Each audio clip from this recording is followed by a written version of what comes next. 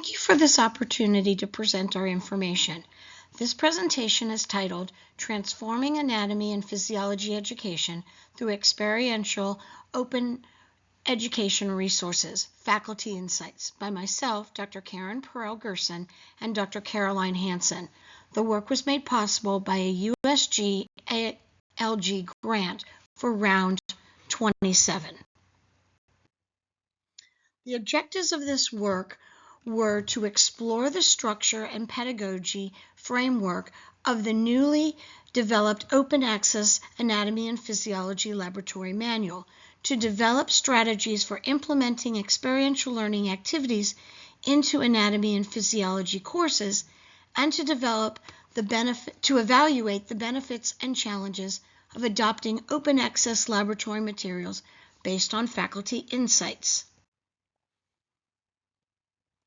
Anatomy and physiology lab manuals tend to focus on memorization of materials such as bones, muscles, and other anatomical structures. These types of materials, however, are easily obtained in the book and/or online. Our goals for the transformation, however, were to transform the laboratory manual for Anatomy and Physiology 1 into a cohesive and comprehensive customized laboratory manual, to make the labs clinically relevant by focusing on real-world problems instead of rote memorization, and to provide essential critical thinking skill development through teamwork, communication, problem-solving, and information interpretation. Experiential learning pedagogy focuses on students identifying and resolving problems from real-world case studies, usually in small groups through self-directed learning. Experiential learning, or a similar approach, problem-based learning, is often used in healthcare professional programs because healthcare professional educators recognize that students often separate theoretical knowledge, the knowing that, from practical knowledge, the knowing how, creating a theory-practice gap.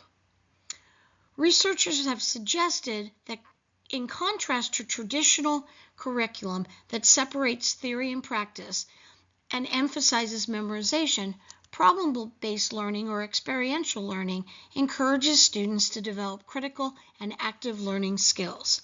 It's also been suggested that more practice and consistency in this approach can help affect student success.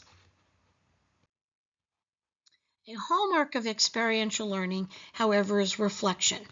John Dewey is often quoted as saying, "We don't learn from experience, we learn from reflecting on experience."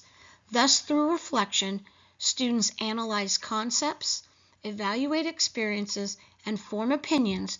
So we have tried to develop reflective questions at the end of each laboratory to provide students with the opportunity to examine what they have done and how they will utilize the information in the future.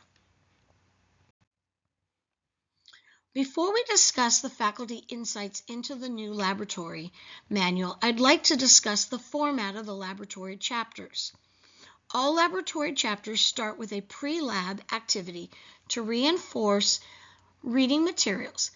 These pre-lab activities include filling in tables or identifying structures on pictures, as would traditional laboratory manuals, but also include using the material in case studies to prime students for the experiential learning activities.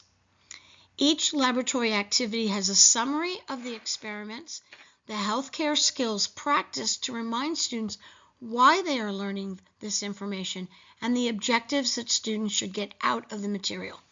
Then each lab chapter has specific laboratory instructions to complete the labs. Following the laboratory activities are reflection questions to solidify the information learned in the activities. Here's an example of a case study in the pre-lab activity to reinforce laboratory materials. To reinforce reading materials. Here is an example of the summary, healthcare skills, and objectives that are at the beginning of each lab chapter for students to understand what they are to get out of the material. Here's a condensed view of laboratory instructions. It does not contain all of the instructions for the purposes of this presentation, but it would be much more filled in for an actual laboratory instructions. And then lastly, here is an example of reflection questions designed to facilitate critical thinking skills. To evaluate the benefits and challenges of adopting this open access laboratory material based on faculty insights, 11 faculty were invited to an online focus group session for about 2 hours.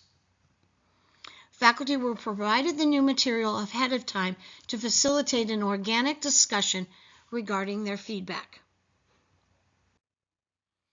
5 themes came out of the focus group discussion.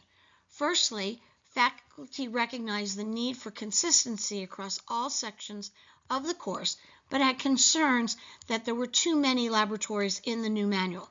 This led to a discussion for a core set of labs that everyone would do, and the other labs were for faculty who would want to use them as they saw fit within their sections. We are piloting 4 lab chapters this semester in all sections to see how this process works. The third theme had to do with the length of laboratories. Interestingly,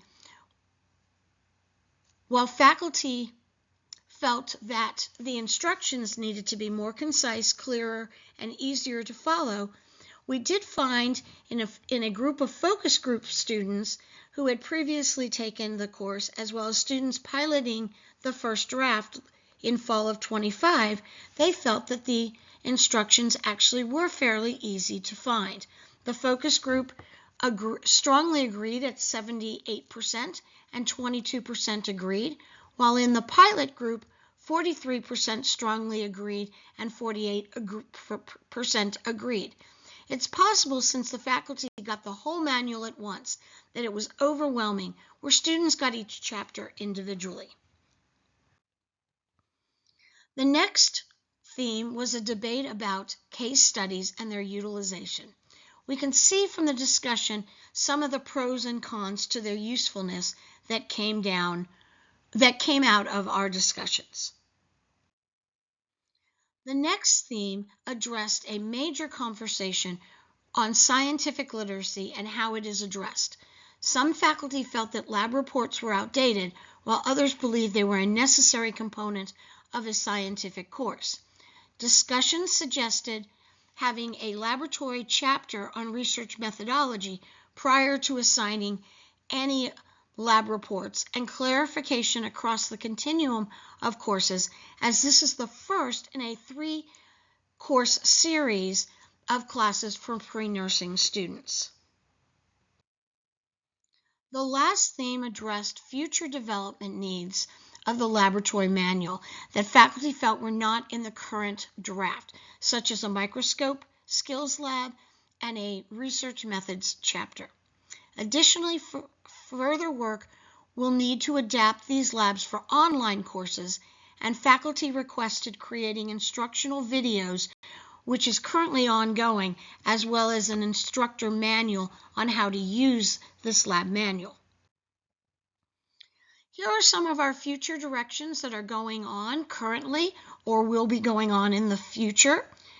We have collected quite a bit of data from focus groups, and we're piloting the data in all sections now, and we'll be continuing to analyze that information. Thank you very much. We appreciate your time, and please contact us if you have any questions.